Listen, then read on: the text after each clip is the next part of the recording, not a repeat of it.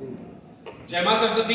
आज हम लोग बहुत ही इंपॉर्टेंट क्लास करने जा रहे हैं। अकबर के काल का प्रशासन, मुगल कालीन प्रशासन या अकबर के काल का प्रशासन हम लोग करने जा रहे हैं। ये सबसे ज्यादा बीपीएससी और यूपीएससी से पूछा गया सवाल है। तो अकबर कालीन प्रशासन कैसा था? तो सबसे मेन, सबसे ऊपर में कौन बैठता था? केंद्र पे कौन बैठता था? बादशाह बैठते थे। केंद्र के नीचे क्या होता था? तो सूबा होता था। सूबा के नीचे क्या होता था? सरकार होता था। और सरकार के नीचे क्या होता था? परगना होता था। और परगना के नीचे क्या होता था? गांव होता था। तो याद करने के लिए यहाँ पे एक ट्रिक आप लोग याद रखिएगा।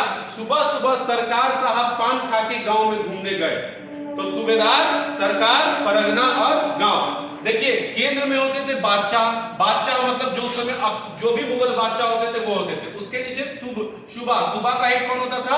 सूबेदार। सरकार में कौन होता था? तो सरकार में दो लोग हेड होते थे, एक फौजदार होते थे, एक अमलगुजार होते थे। परगना का जो हेड होता था वो भी दो होता था, एक सिकदार होता था, एक तहसीलदार होता था। और गांव के हेड को मुकद्दम या चौधरी कहा जाता था। ये हम लोग अभी डिस्कस करेंगे। उसके पहले अकबर के साथ इनके कैबिनेट मिनिस्टर्स की बात कर लेते हैं कि इनके साथ इनका हेल्प कौन करता था। तो अकबर के काल में जो सबसे महत्वपूर्ण पद था, जो बादशाह के भी शक्तियों का उपयोग कर सकता था बादशाह के नहीं रहने पे, तो वो था पद आपका वकील का या प्रधानमंत्री का। वकील या प्रधानमंत्री का पद जो होता था वो बादशाह के समानांतर पद होता था। बादशाह के सारे शक्तियों का प्रयोग कर सकता था वकील या प्रधानमंत्री। इससे अकबर को डर हो गया और बाद में अकबर ने इस पद को ही क्या कर दिया था?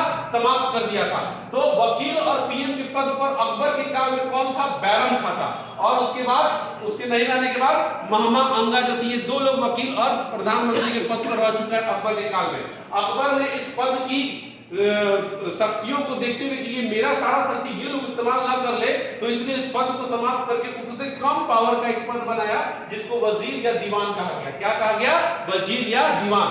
वजीर और दीवान का जो कार्य होता था, इसका मेन काम होता था वित्त विभाग, फाइनेंस मिनिस्ट्री को और भू राजस्व, रेवेन्यू चीज को देखना।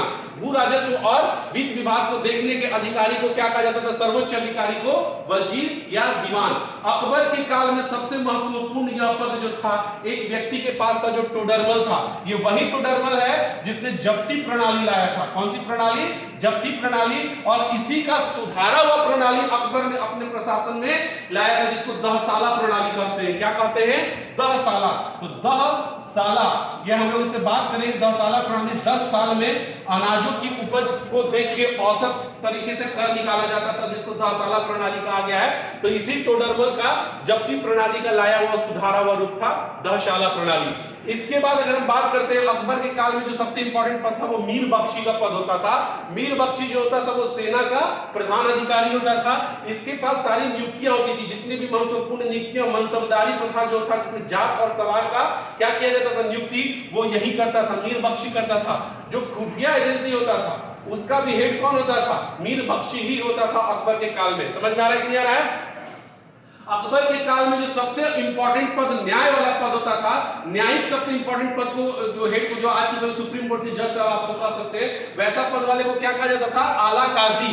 हम लोग कहते हैं ना, काजी मियां दुबले का है सारे जग के चिंता से, वही वाले काजी साहब हैं ये। तो काजी जो होते थे ये न्याय के सर्वोच्च अधिकारी होते थे। काजी साहब न्याय के सर्वोच्च अधिकारी होते थे।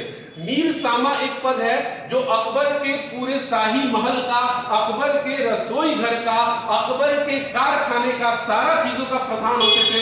उसको क्या कहा जाता था? मीर सामा कहा जाता था। और शूद्र उस सुदूर, ये धार्मिक नीति का प्रधान अधिकारी होता था, जो अकबर को क्या करता था? मदद करता था। तो ये बादशाह के साथ रहने वाले कैबिनेट मिनिस्टर हैं। अब आ जाते हैं थोड़ा सा सूबा और सरकार, परगना और गांव को देख लेते हैं। जो सूबा होता था, सूबा अकबर के काल में कुल शुरू में कितने सूबा थे? 12। और इनके अंतिम दिनों में ये 15 सूबा हो गया था। तो सूबा के हेड को सूबेदार कहा जाता था। और उसके नीचे होता था सूबा को ही प्रांत कहा जाता है।